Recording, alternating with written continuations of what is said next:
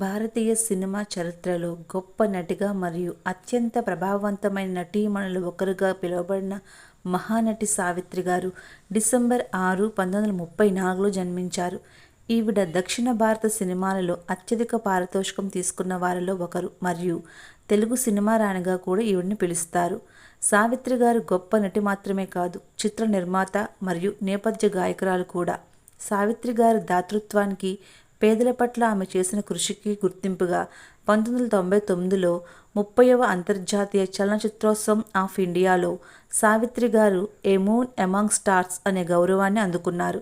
అంతేకాదు, భారత ప్రభుత్వం సావిత్రి గారి జ్ఞాపకార్థం ఆమె ముఖాన్ని కలిగి ఉన్న తపాలా బిళ్లను విడుదల చేశారు. ఇంత గౌరవంగా, వైభవంగా బ్రతికిన ఆవిడ ఎవరూ ఊహించని విధంగా ఎంతో క్రింది స్థాయికి పడిపోయి డయాబెటిస్తో బాధపడుతూ చాలా బాధాకరంగా 19 నెలల పాటు కోమాలో ఉండి చివరకు 47 సంవత్సరాల వయసులో డిసెంబర్ 26, 1981లో తుదిశ్వాస విడిచారు.